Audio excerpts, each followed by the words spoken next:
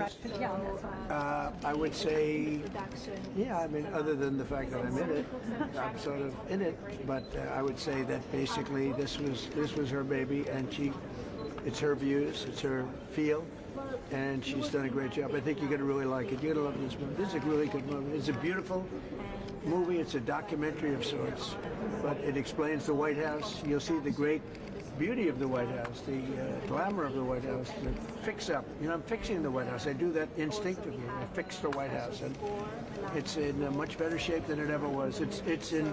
I mean, Doug can tell you, wins the Pulitzer Prize every week. But Doug, that's a different building right now than it was a year ago, right? It's a beautiful, clean building that things are being repaired. I love doing it. I do it second nature. That's why I was good at real estate. So.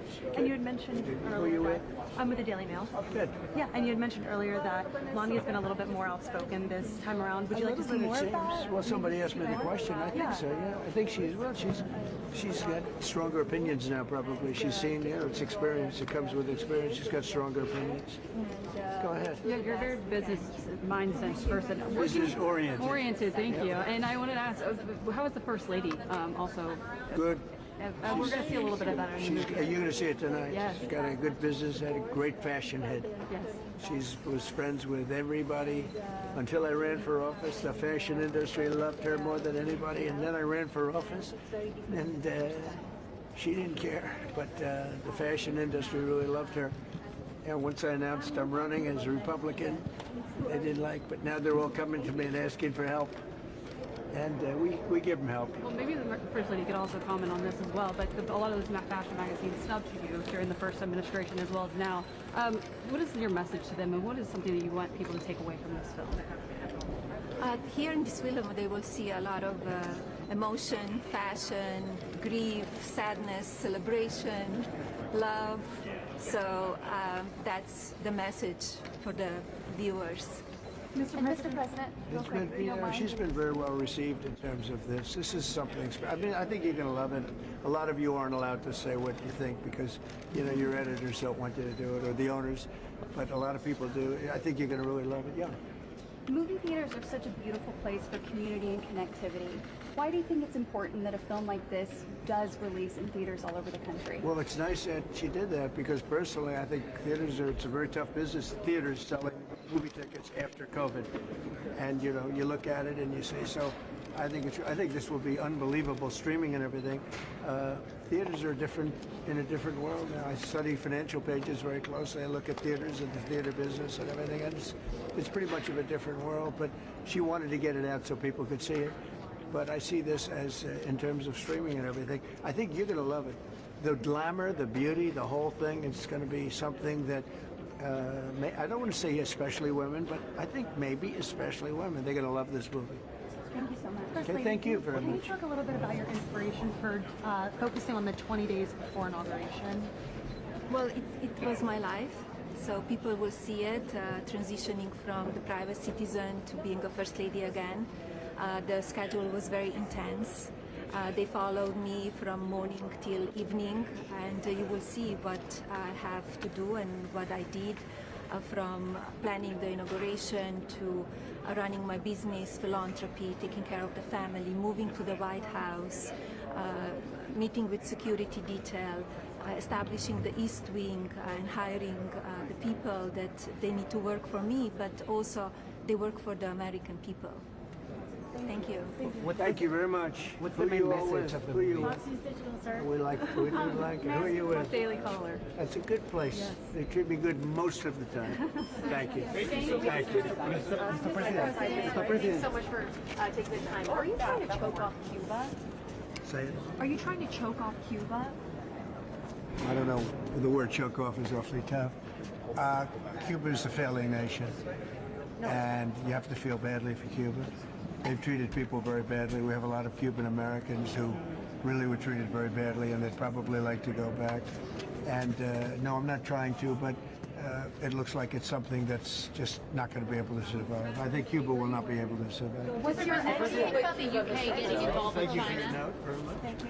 Thanks. As you were thinking about Fed share, Yeah. what were the characteristics that you were looking for in the end? And Well, I'll what, be announcing that tomorrow morning. what exactly tipped that person over the edge? I'd in your rather choice? say it tomorrow, but just an outstanding person and a person that won't be too surprising to people. A lot of people think that this is somebody that could have been there a few years ago. It's going to be somebody that is very respected, somebody that's known to everybody in the financial world, and I think it's going to be a very good choice. I hope so. So it's someone who was on your short list, sir? On my reasonably short list, yeah. Mr. President, about the Fed. Go ahead. Mr. President, what do you think about the UK getting into business with China? Keir Starmer is in Beijing. Well, it's very dangerous for them to do that, and it's even more dangerous, I think, for Canada to get into business with China. Canada is not doing well. They're doing very poorly, and you can't look at China as the answer. I know China very well. I know President Xi's a friend of mine. I know him very well, but that's a big hurdle to go over when you get Canada. The first thing they're going to do is say you're not allowed to play ice hockey anymore. That's not good. Canada's not going to like that. Mr. President, the Fed yesterday voted 10-2 to pause interest rates. Do you think the problem with the Fed is more than just Jerome Powell? Well, you have other political people in the Fed. Absolutely. You have political people that will vote against Trump or a Republican, but in particular Trump. But we've done so well with the economy. You see the numbers. We're getting the best numbers that we've ever had as a country, and that's despite the fighting. We've broken the Fed wall. I mean, they could have been much better. It could have been much more helpful to the country. But even despite the little bit higher interest rates, you notice that the interest rates now are falling despite the Fed. But I'm going to be announcing, I think, a really great choice tomorrow. I'm very excited about it, and I'll be announcing it tomorrow morning. For all those Fed governors who wanted to pause interest rates, do you think they'll have their mind changed when there's a new Fed chairman on board? I do. Yeah, I Why do you I think that, sir? Well, that's just the way it's been. And if they respect the Fed chairman, they don't respect this Fed chairman. If they respect the Fed chairman, they'll be with us all the way. They want to see the country be great. Thank you very much. Mr. President, have you had any conversations with Iran in the last few days, and are you planning on any?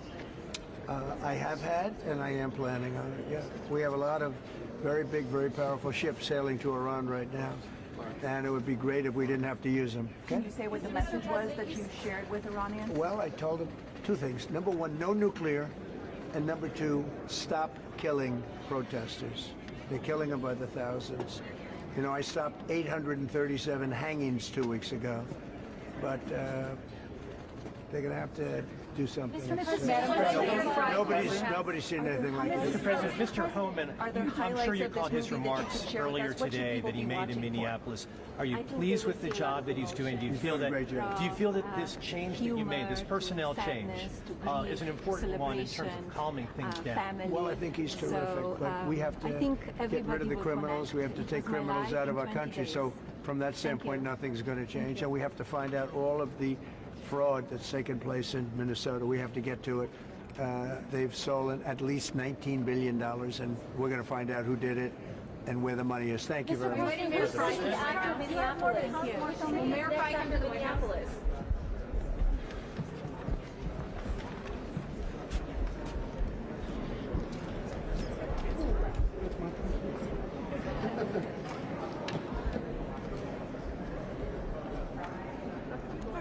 Seems like old times. Sure does. It's been a minute. You don't have to do that again.